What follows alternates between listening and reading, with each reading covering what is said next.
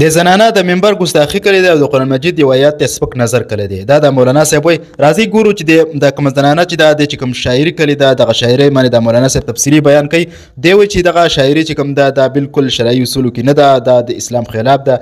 نو که تاسو هم داسې څوک شاعران یو ډېر احتیاط کوئ. د ویډیو راسره تاسو هم واورئ، د نور مسلمانانو سره ضرور مخکې شیر کړئ. راځئ ورو. السلام علیکم ورحمت الله وبرکاته. دغه ښځه تاسو پیژنو د بیا یو قسم د منبر ګستاخي کړې ده، د قرآن کریم یو آیات ته سپک نظر کړی دی او هغې پسې یې خندو کړې ده. زه تاسو ته ښایم دا ښځه خو پیژنو، ښکلا مومند.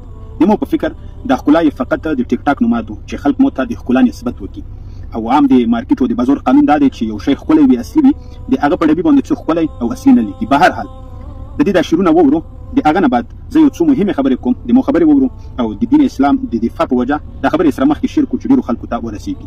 نن په منبر او په محراب خبرې ډېرې وشوې، موږ ته د اور او د عذاب خبرې ډېرې وشوې. او اوله خبره خو دا ده چې معاشرې کې تیږه او چتې تلون د 10 شاعرون دي او معاشرې ته هیڅ پیدا ولاکه شته بغیر د تاوان نه او بغیر د احساساتو چتولو نه، بغیر د جذباتو چتولو نه، بغیر د خواهشاتو چتولو نه، چې بس د ملګري په آیفون باندې ویډیو وکړي، هغه ځایونه رو روان وي او بیا سره د چا شونډې او مخ او خپې دا ولګوي او بس وایرل کې ګرځي.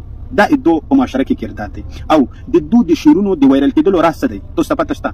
یعنی د دوی شعرونه چې په وایرل کېږي هغه دا دی چې دو په جومات پسې خبره وکړي، په منبر پسې وکړي او په ملا پسې وکړي او د دین په خلاف یې وکړي. د دو دا شعرونه بیا وایرل کېږي او دا سوچ نه کوي چې دا خو ګټه نه ده، دا خو تاوان ده. تو په هغه وایرل کېدو څه وکړي چې دین په خلاف باندې ته فاروق کې ګرځي. دغه فاروق خو فرعون هم ګرځي، ابو جهل هم ګرځي، هغو تاوان کړی دی که فایده یې کړې ده.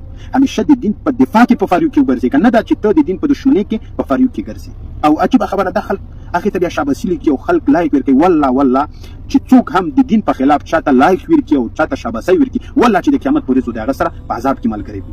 ارسم د دې شعرونو ته اول دې په خپلو شعرونو کې منبر په بده باندې یود کړی دی. ګوره زه دا خبره منم چې مولا وي حق نه بیانوي، زه دا خبره منم چې مولا وي هغه د ظالم په خلاف خبره نه کوي، زه دا خبره منم. خو دا د مولا غلطي ده، دا د منبر غلطي نه ده. که ته وایې چې مولا په منبر ویلوړ دی ځکه د مولا د وجې منبر یودم، نو سبا هم دغه مولا لوس کې یو قرآن کریم راخستی دی، قرآن کریم تفسیر وکړي. آیا د دغه مولا غلطي د وجې او ته په قرآن پسې بد شعرونه وي؟ دا خو ته خطو کې غلطي کې. او که ته د دغه مولا د وجې چې سپین پټۍ اچولی ږیره یې پرېښېدو سپینې کپړې اچوي، د دغه مولا د وجې ټول مولیان یو دی چې نور مولیان هم دغه شونډې دي، دا هم بد کې. آیا زه دا حق لرم ته یې تو حجاب اچولی دی تک تور او سترګې دې ښکاره دي او سینډل دې اچولي دي؟ زه دا حق لرم چې حیدرآباد کې کومه ښځه د روډ په غوړه ویلوړی او د پردو خلکو موټرو ته خیږي، زه وایم چې ته هغه یې، ځکه چې هغې هم تور حجاب اچولی، تو هم اچولی، د هغې هم سینډل اچولي، تو هم اچولي. نه زه دا بد کوم، ځکه چې هغه که د تا په شونډې شکل صورت وي خو ته خو هغه شونډې نه یې. نو که مولا خطو غلطي وکړي ته مولا یودوه، د مولا د وجې مه منبر په بده یودوه او نه نور مولیان په بده یودوه. دا خو یوه خبره شوه.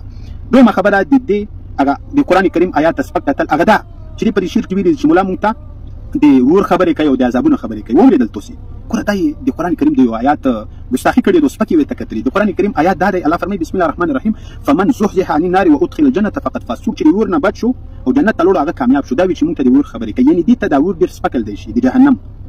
دا ګوره څومره صفحه د قرآن کریم د آیات ګستاخي.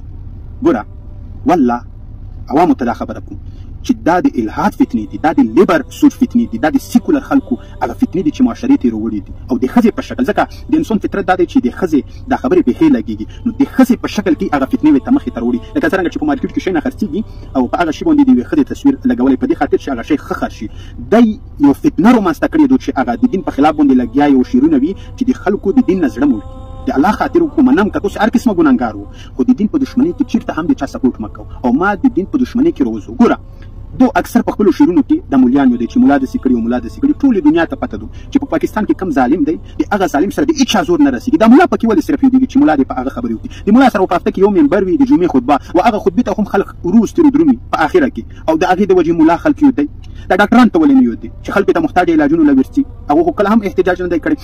دغه ټیکرخونې چې د هغو دي خلکو مالدار خلکو او 500 او 800 مزدوران مې سره کور کوي، هغه خو کله هم احتجاج نه دی کړی. سره ده چې مزدوران مې ته هغه محتاج دي چې ته فقط او فقط سره مولا یودي او ورسته معاشره سره کسو. ګوره په معاشره کې مولیان داسې دي لکه په وړو کې مولګه واخلي، ځکه ډېر لږ دی په هر کلي کې یو مولا، یعنې په 100 کې 15% مولیان وي. صحیح ده که نه؟ وروشه معاشره کې سره شمورو چې مولیان ډېر وژل کېږي او که عام خلک. دا اوس دې ته ښیم، یعنې پرون نه ابله ورځ دغه عمر کې اوسه بوډا کس دا مولا دی عالم دی، دا چا ووژلو؟ په یو بد مرګ یې ووژلو. حالانکه اسلام ویلي چې کافر وي د کافر هم داسې سپینګیري خلک مه وژنو. مونږ مولیان خو د ټولو نه زیات وژل کېږو، بیا هم خلک مونږ یو دی چې امن و امن و امن و مولا ته موټرسایکل څوک ووایي نو مولا یو دی، که سپی څوک وچي چې مولا یو دی، چې مولا د تورې وجې که بجلي څوک ونیسي مولا یو دی.